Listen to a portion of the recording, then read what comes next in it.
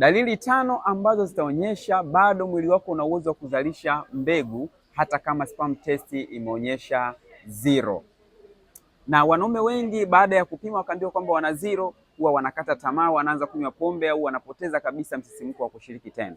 Sasa leo nitakupatia hizi dalili tano, na ikiwa kama unazo basi jua una uwezo mkubwa. Dalili ya kwanza, ukizishika korodani zako zinaonekana kabisa kwamba bado zipo ni kubwa na ukubwa wake ni wa kawaida. Hata kama zimepungua basi zimepungua kidogo sana. Pale unapoona uume wako haujapungua na sauti yako bado ni nzito, ni sauti ya kiume, yaani tabia zile za kiume kwako bado hazijapotea na hisia za tendo bado zipo, hiyo ni dalili nyingine ambayo inaonyesha kwamba una uwezo wa kutengeneza mbegu. Dalili nyingine ni shahawa kutoka hata kama zikiwa ni nyepesi sana au ni nzito sana. Unapata hisia za kushiriki tendo, una uwezo mzuri wa kushiriki tendo, lakini bado una stamina ya kushiriki tendo. Hiyo inaonyesha kwamba bado homoni zako za kutengeneza mbegu zinafanya kazi vizuri. Kama hakuna uvimbe kabisa kwenye korodani na wala hakuna maumivu yoyote, hata kama ukishika, bado mwili una uwezo wa kutengeneza sperm. Sasa nini cha kufanya ili uweze kuondokana na hiyo changamoto? Jitahidi kupata hewa safi, jitahidi kula vizuri, epukana na msongo wa mawazo,